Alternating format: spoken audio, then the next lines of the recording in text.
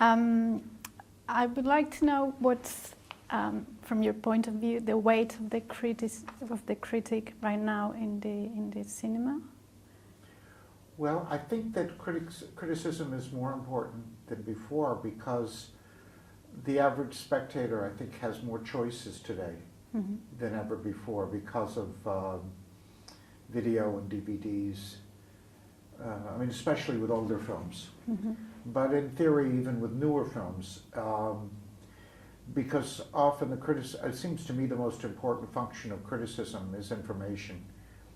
And if it's a good critic, it means it's somebody who's bringing information about films, which sometimes it's in a climate in which it's sometimes very difficult to tell information from publicity.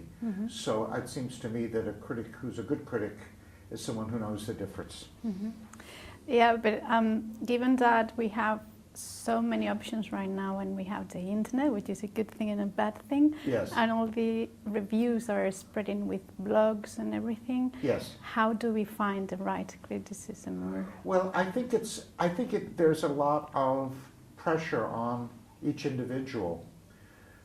First, to have some idea about what she or he wants and likes, and then to sort of follow that or to try to pursue that on the internet.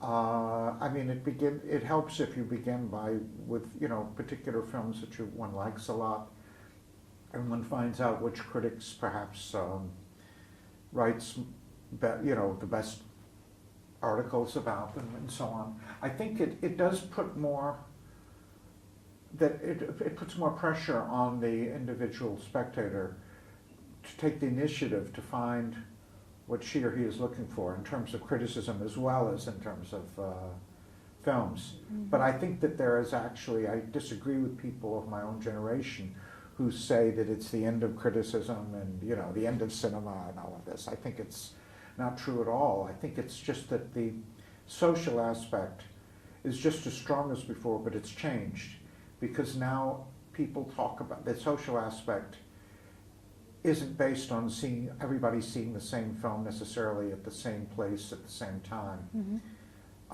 Whereas I can remember in the 60s, which was a good period in some ways, sometimes you would see a film that you cared about a lot, but then you wouldn't find someone else who saw the same film for 4 or 5 weeks. Whereas now there's an immediate access to other people, but it's not in the same geographical location. It can even be international, which is also very interesting. Would you say that to be a critic, you need to have a wide knowledge of the history of film, history of cinema, a background? Well, I think that's very important. And I mean, one thing that encourages me is I know many cinephiles who are quite young who know much, much more about cinema than I did at their age. Because I think it's possible to know more if you are focused. So I think but I do think it's important. And I mean, I know some people say it doesn't matter. I think it does matter. Do you think it's a danger nowadays with the access we have to put up our comments and everything on the net, and not having the knowledge of history of cinema, just to make critiques that have no weight or no basis? Well, but I think that there is a lot about the history of cinema that's on the internet too. I mean, the point is, as you were indicated, it's more of everything, more that's good, more that's bad than before. So in some ways it becomes very confusing that way to find out and know what's good. But I do think it's possible if someone is motivated to find out these things. Yes, I mean, I think in a way, it's almost impossible to be a critic without some sense of history, because, I mean, in a sense, the best criticism about contemporary films are films that understand the present, and you can only understand the present in relation to the past, so I think. Yeah, in that sense, I read a critique or a comment you made on The Artist, saying that the form maybe was not the correct form for the time being, right?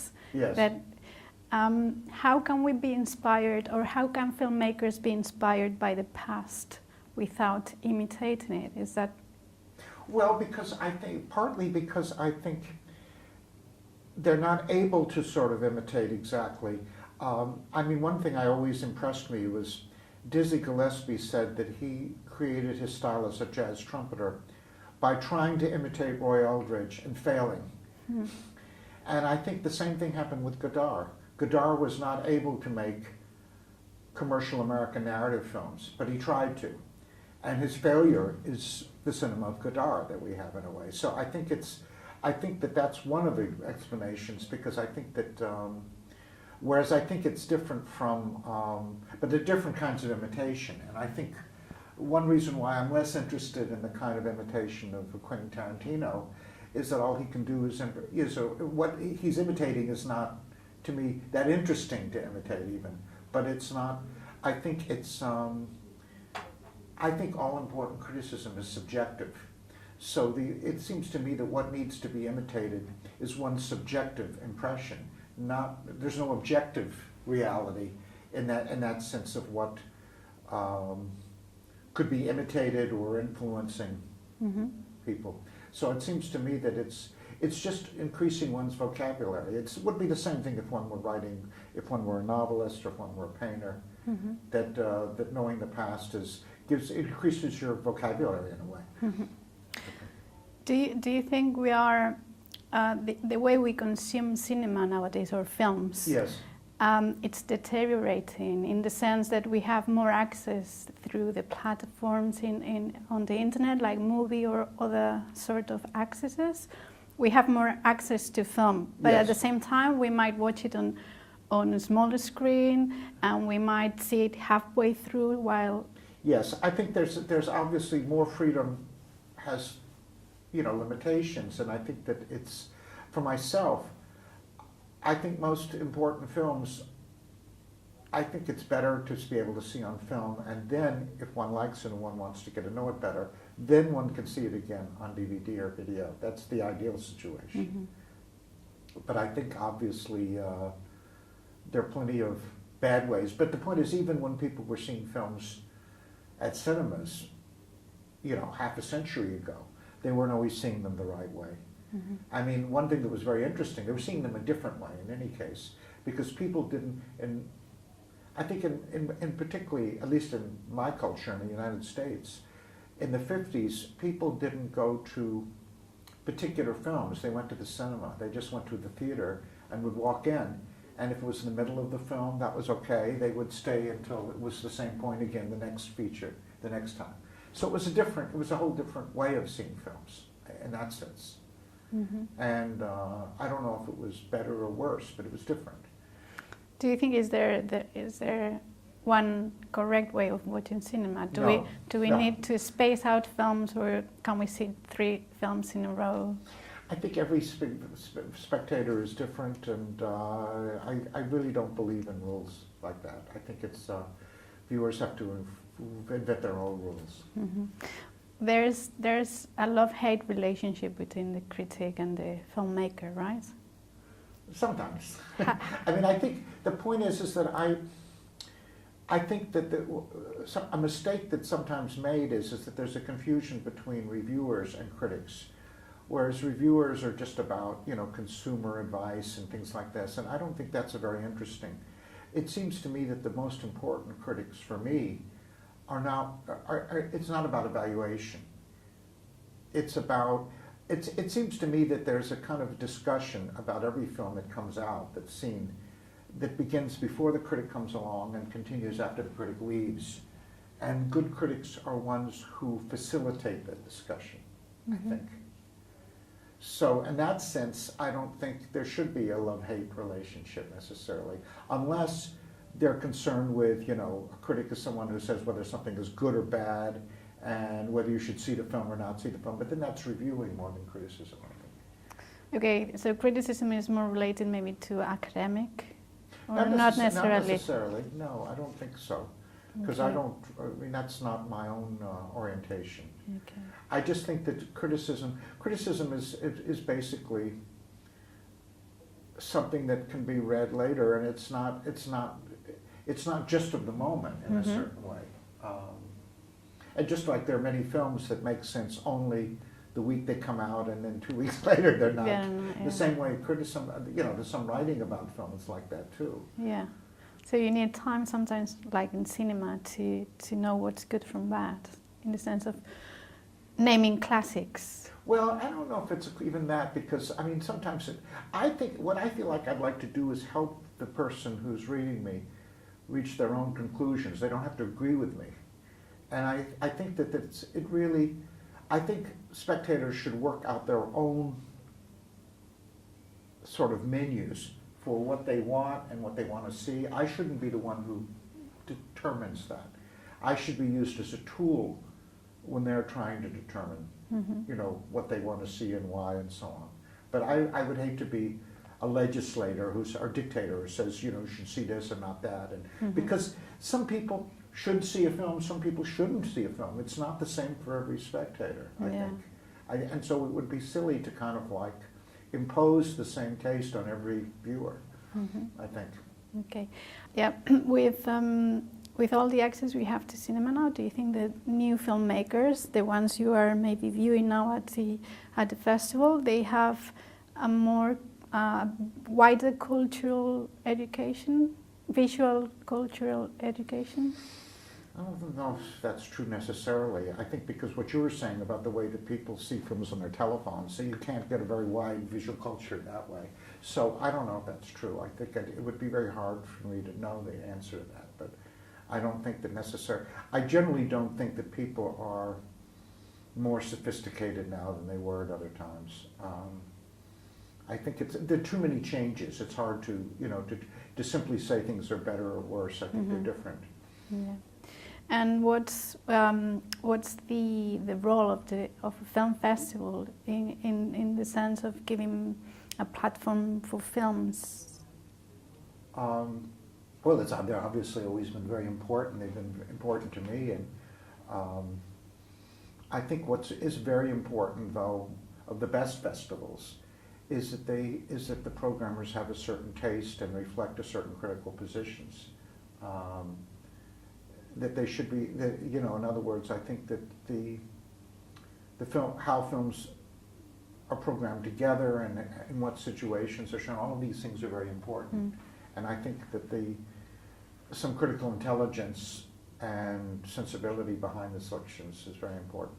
How do you feel towards the San Sebastian Film Festival? Well, I can say this much without betraying anything, that so far we've seen almost like, I guess, about half of the films, and we've been very impressed at the overall level of how good compared with other, competition films at other festivals that some of us have been on. So we're actually very impressed overall. Okay. Had you been here before to the festival? Yes, I've been here twice before, but for a very long time ago. First time was actually in the Franco period. Wow. In the early 70s. I don't remember exactly, but Howard Hawks was the head of the jury and the subject of the retrospective. And the second time I came was, I don't know if it was in the late 80s or early 90s, but it was, Jacques Tourneur was the subject of the retrospective. So it's been two times very far apart. And I've enjoyed myself. I mean, there's wonderful hospitality. It's a beautiful city. It seems to me that in terms of the programming, and it's maybe too soon to know this, but it seems so far that it's improved, actually, to me, that it's more sophisticated in some ways. Okay, and you have had a relationship with Europe in the sense of being, you lived in France and in England. Yes, that's right. And I have the feeling that you did bring a little bit of that European feeling cinema back to the States, right? I hope so. Or you were a dependent on European cinema? Well, I think in the sense that it seems to me that there's a very important way you can distinguish between Americans, which are either Americans who've left the United States, even if it's for one day, and those who have not, or those who want to at least visit somewhere else. I think to be able to have that perspective is very important, because I think Americans, this is true, I think other large countries too, that they get lost in themselves.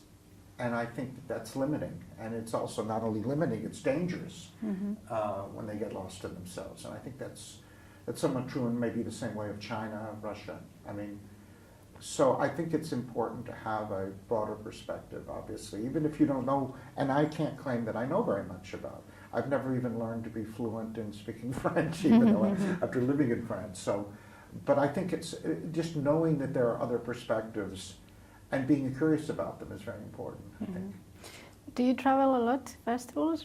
I don't know what a lot means. Not less than many of the people I know who are, still active, but I pretty much. I mean, this is actually this year. I was the president of another jury at my first trip to Mexico in Mexico City.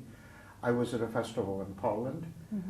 This past summer, I was also in Bologna, and I'm going to be going later this year to Belgium, and early in January to Paris. So in that sense, I travel to pretty much, but at the same time, it's sometimes as one gets older, it gets a little harder to do that as much as one wants to. Yeah, good.